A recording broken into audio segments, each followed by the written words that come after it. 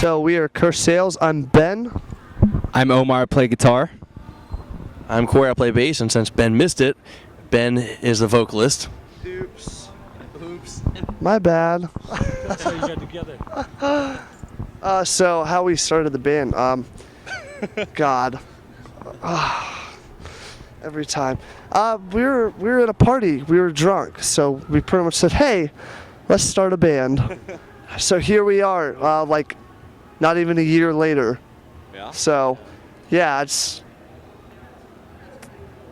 Awesome. it's not very exciting. We were just drunk. How the hell did you get on the Warped Tour then? That early? Our agent is a beast. Dave Shapiro. Mr. Shapiro. Mr. Dave. Shout out to Mr. How Dave. you got Dave? How did Dave get interested in the band? My old band was with him, so like we've been working with him for 4 years technically now. So it'd be my What was the previous band? we were in a band called Woe Is Me, and then we were in a band called Issues for a very short amount of time. So yeah, it's really weird. We started a band like immediately after shotgunning beers. So that sums up Curse Sales. Yeah. And we still shotgun beers, too. Yeah, not as fast. Well, let's go down the line and talk about who like your biggest inspirations or influences coming up. Who really got you excited about wanting to do music? Shit. So my first CD I ever bought was Blink-182 Enema of the State. So I started playing bass because of that. And then I somehow ended up screaming in a band. I don't know how that happened, but For me, it was probably, I was in, I want to say like 6th or 7th grade. I saw Linkin Park live in, I want to say like Ireland or something. And I saw that and I was just mind blown, like by the amounts of people. Like you could see the crowd for like a mile. And I was just like, I want to do that. I want to like at least try to do that one day. So I started playing guitar and that happened. So Definitely. I mean, for me, like Blink-182 is like a really big one. Like I said, well, we're brothers, so every time he bought a CD, I'd buy the same CD, or we'd share the CD, and so Blink-182 is definitely one of my first ones. Limp Bizkit was another huge one. I was into like rap kind of until I found Limp Bizkit. I was like, oh, they kind of combine like rap and rock. So I started getting into rock really from that, and I wanted to learn how to play guitar because I thought I could get girls doing it, and kind of turns out I got demoted to bass, I guess. But I definitely, that's kind of what got me into it, and been kind of stuck since the day I started doing it, for sure. That's cool. So now you guys are obviously veterans of the Warped Tour a little bit. You've been around. I'm Definitely. a virgin as of You're a 3 weeks virgin. away. He's a Okay. virgin. Well, how do you guys pace yourself? How do you prepare for the Warped Tour, and how do you tell this guy to get ready?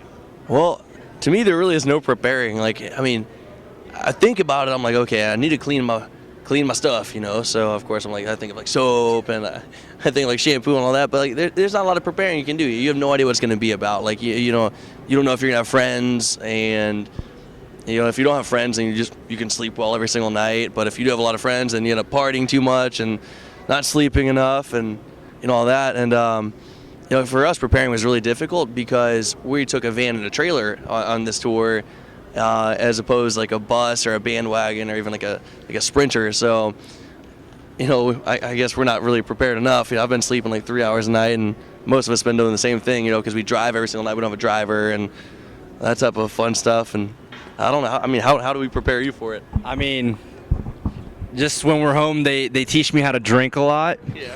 So that way I'm ready for the Warped Tour drinking, because they said I couldn't handle it. Yeah, exactly. Yeah. So they're like, you got to take 3 more shots before your Warped Tour ready. And I was like, well, shit, No, but I mean, honestly, like, just our practice. Also, we told him just not to be a pussy. No, I mean, we practice, I guess. We're very live band. Like, we're very stage. I don't know. Help me out here. We're very driven on stage. So we definitely if you were prepared gonna for judge that. us, it'd be best to watch us live Yeah. as opposed to For sure. listening to our record. Is pretty much what you're saying, right? Yeah. Yeah. But so we prepare ourselves in that way, that we want our live show to be anybody that's just walking by and sees it to take something from it and be like, wow, who are these guys? I want to go to the merch table. I want to go to the merch tent. They were sick, etc. Things like that. I mean, other than that, we just wing it and see how it goes, how the day goes.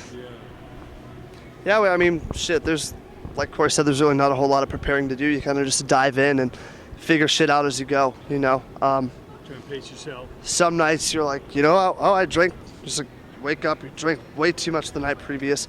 You're hungover, like today, you're like, wow, I learned my lesson there. I won't do that again. But you know, it'll you happen kind in of 3 just, days it again. kind of just, you It'll get happen you again. get rolling about like a weekend, and then it's kind of just like smooth sailing from there. So. That's great.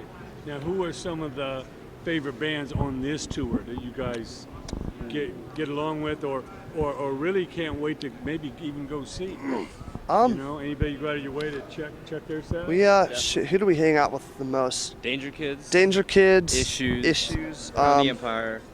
Crown the Empire here and there. Who else? Volumes. Volumes. Guys are really nice. Musically, shit.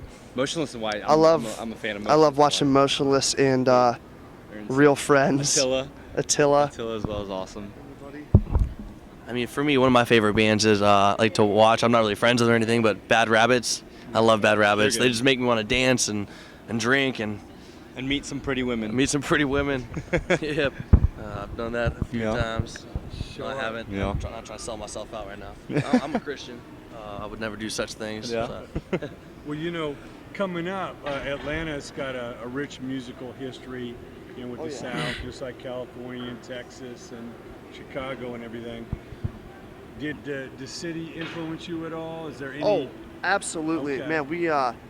We love rap music. Honestly, we love trap, and you know, I think that like, I guess you could. There's ways we deliver songs, kind of influenced by trap music. Honestly, it's I have a weird. different way of viewing it, but Like, I don't know.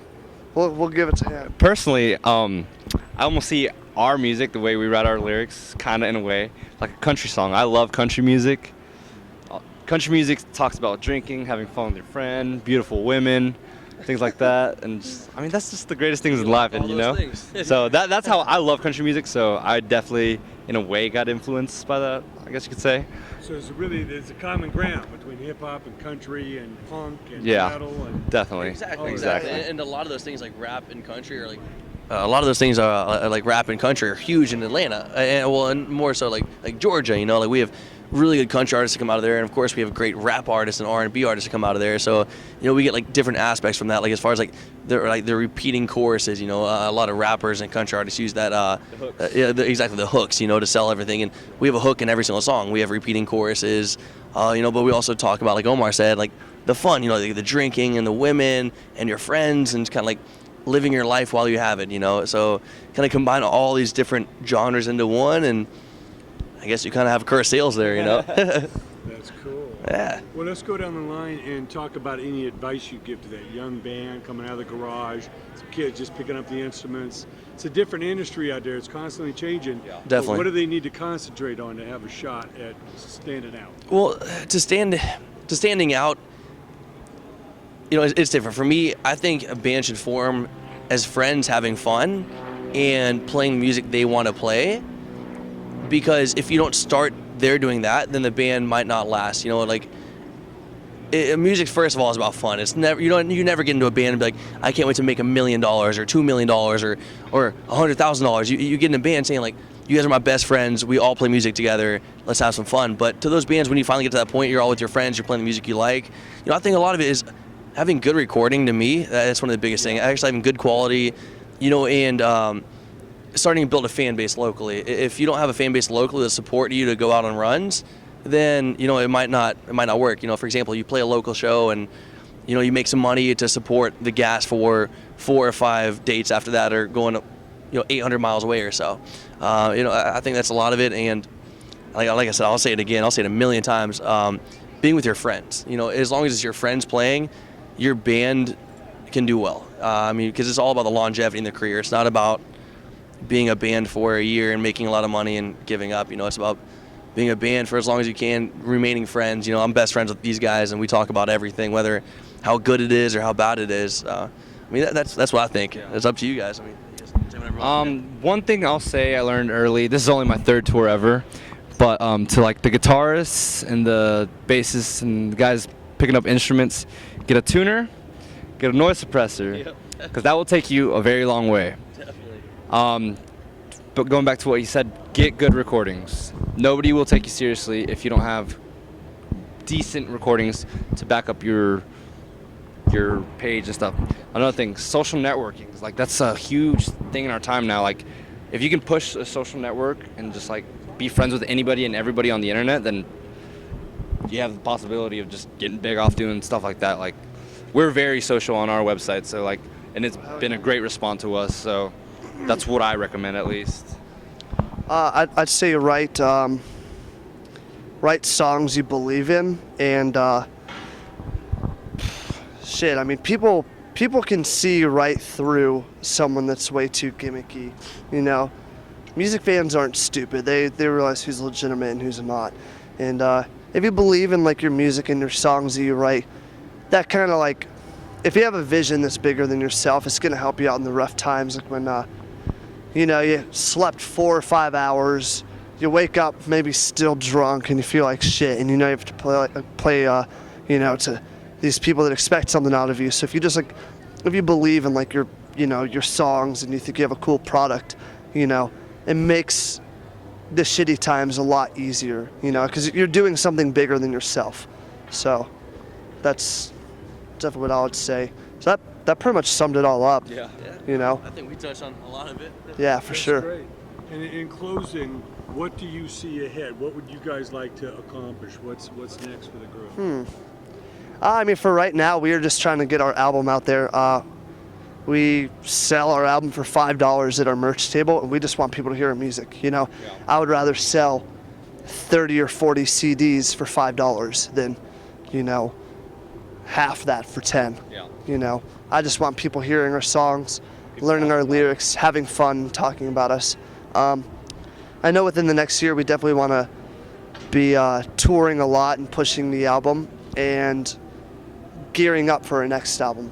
So, anybody? Just touring, I guess. Just stay on the road, because that's the only way you're just growing your fan base, you know. Just Find new people, Yep. new friends. if we can at least every night we play just get 5 new fans or 5 new people that appreciate our music, then my day has been made. I've done well with my day. So Definitely. that's all I can say. I mean, I feel the exact same way these guys do. You know, like benefiting 5 fans a day to me is a success. You know, anytime we gain someone, like as a friend or a fan or, you know, whatever they are, then there's a success has been made. You know, for me, like a big thing is I love meeting people. I hang out at that merch table as much as I physically can, because people have cool stories. Every single person I met, like, I'm benefiting something from them. You know, when they give me a life experience, or when they tell me what happened early in their morning, like, I gain something. I gain a little bit of knowledge from that, you know. And without these people coming to our merch table and buying our CDs and buying our shirts and giving us their stories, we wouldn't know how to, you know, keep going. And you know, exactly, we wouldn't be here, first of all. But we also get a lot of we get a lot of, like, I guess, intellectual draw from that, you know, like for writing purposes. You know, we get to experience what our fans are experiencing from, like, a third-party view, I guess, and we write about that type of stuff and we talk about that type of stuff. And, you know, I just, for me, it's like, I love meeting people, man. I want to be on the road like 12 months a year, you know, if possible, as long as I can, you know. But you know, just meeting people, hanging out, playing in front of awesome people, and, you know, living the American dream, I guess, playing rock and roll in front of some cool ass kids.